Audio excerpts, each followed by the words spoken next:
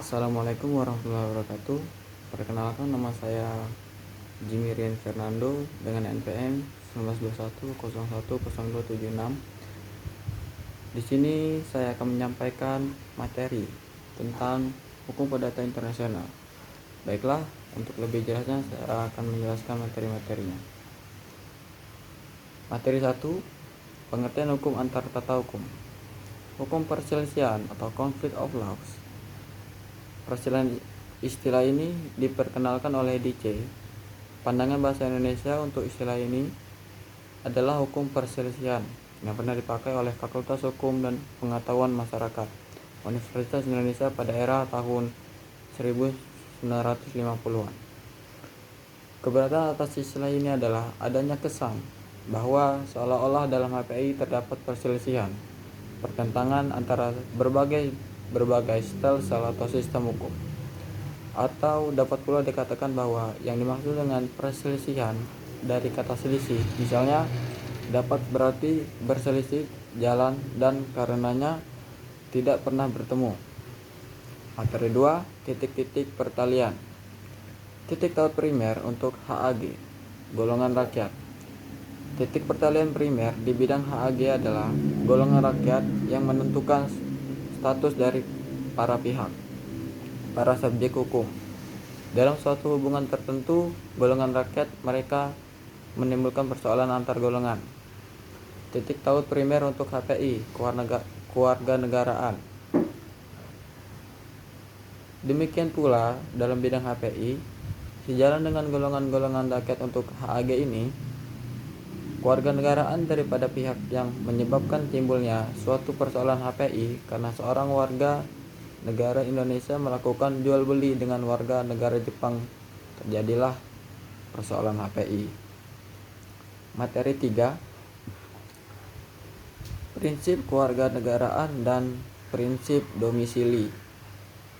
Hukum domisili adalah hukum di mana seseorang sesungguhnya hidup, di mana seseorang sehari-hari hidup tidak saja beradaptasi atau mencocokkan diri terhadap kebiasaan-kebiasaan, bahasa, pandangan sosial, tetapi juga terhadap ketentuan-ketentuan hukum di negara bersangkutan yang mengenai status personilnya. 4. Materi keempat, penunjukan kembali Renvoy. Masalah Renvoy timbul karena adanya aneka warna sistem HPI. Hal ini berarti bahwa tidak ada keseragaman cara-cara menyelesaikan masalah HPI. Salah satu persoalan penting berkenaan dengan status personil ialah apakah status personil itu ditentukan menurut prinsip nasionalitas atau domisili. Berhubung dengan adanya dua sistem yang berbeda ini, maka timbullah masalah Renvoy. 5. Materi kelima, kualifikasi. Dalam hukum, orang perlu membedakan dua jenis kualifikasi, yaitu 1.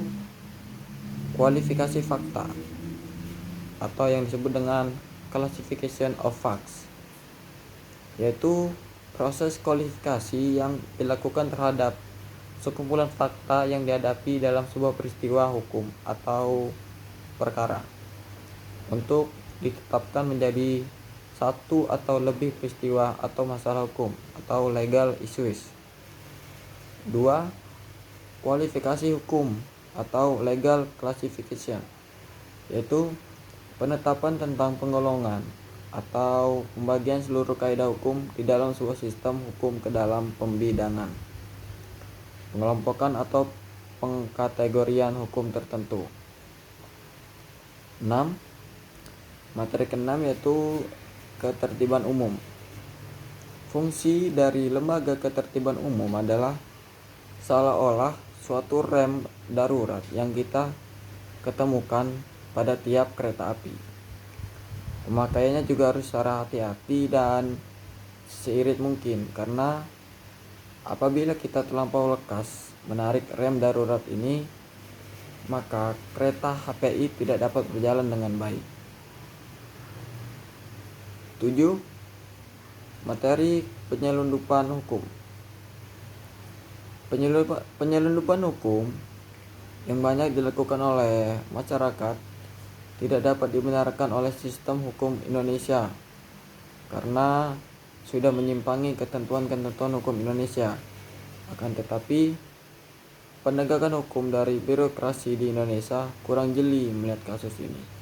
Misalnya saja dalam perkawinan beda agama ataupun perkawinan campuran. Panitia Pencatatan Sipil Indonesia masih saja mengesahkan akta perkawinan beda agama ataupun campuran yang dilakukan dari luar negeri tersebut, walaupun tanpa mengeluarkan akta nikah yang sah menurut hukum Indonesia. 8. Materi 8 yaitu pilihan hukum. Pilihan hukum merupakan hukum mana yang akan digunakan dalam pembuatan suatu kontrak. Para pihak yang mengadakan perjanjian dagang berhak melakukan kesepakatan tentang pilihan hukum atau yang disebut dengan choice of law, dan pilihan forum yaitu choice of forum yang berlaku bagi perjanjian tersebut. Materi 9 yakni hak-hak yang telah diperoleh. Istilah Indonesia lainnya adalah pelanjutan keadaan hukum. Dalam HPI, hal ini bukan saja hak-hak yang bersifat kebendaan, tapi juga hak-hak kekeluargaan dan status personil. Walaupun istilah ini dianggap jelek, karena orang baru dapat berbicara tentang hak bila sesuatu itu diperoleh. Dan kalau hak itu belum diperoleh, maka belum ada hak. Dalam bidang HPI, istilah hak-hak yang diperoleh ini dipakai untuk mengedepankan bahwa perubahan dari fakta-fakta tidak akan mempengaruhi berlakunya kaidah yang semula dipakai. 10. Materi 10 yaitu persoalan pendahuluan. Persoalan pendahuluan lahir apabila putusan suatu persoalan hukum bergantung pada ketentuan sah atau tidaknya suatu hubungan atau persoalan hukum lain.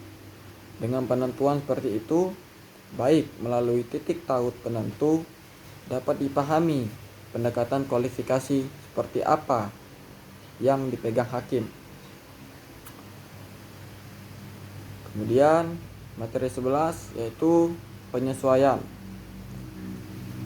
Apabila suatu peristiwa HPI tertentu hakim memakai hukum asing ini, maka haruslah ia berikhtiar untuk memasukkan hukum yang lain itu dalam pengertian-pengertian hukum, terminologi hukum dari negaranya sendiri, seolah-olah hakim terus-menerus melakukan perbandingan. Justru dalam bidang penyesuaian ini kita saksikan betapa eratnya hubungan antara HPI dan ilmu perbandingan hukum, yang bantuannya sebagai juster Wetenschap atau tidak dapat dielakkan dalam penyelesaian persoalan-persoalan HPI. Kemudian materi ke-12 yaitu timbal balik dan pembalasan. Dalam perundang-undangan Indonesia tidak ada ketentuan tertulis mengenai asas timbal balik dan pembalasan. Yang ada hanya ketentuan dalam pasal 3 AB yang menentukan bahwa asasnya hukum perdata dalam arti kata luas, yakni hukum perdata dalam arti kata lazim dan hukum dagang untuk orang asing dan warga negara sama adanya, kecuali jika diadakan pengecualian. Materi ke-13 yakni pemakaian hukum asing. Yang dimaksud pemakaian hukum asing tidak hanya hukum asing yang tertulis atau perundang-undangan saja, melainkan juga hukum tidak tertulis, yaitu hukum kebiasaan, jurisprudensi, dan doktrin atau pendapat para ahli hukum dari negara yang bersangkutan. Pemakaian hukum asing pada HPI dapat dikelompokkan sebagai berikut. 1. hukum asing ini dianggap sebagai suatu fakta. Kedua, hukum asing ini dianggap sebagai hukum. Tiga, hukum asing ini dianggap sebagai bagian hukum nasional. Demikianlah materi yang sudah saya sampaikan. Kurang lebihnya mohon maaf. Wassalamualaikum warahmatullahi wabarakatuh.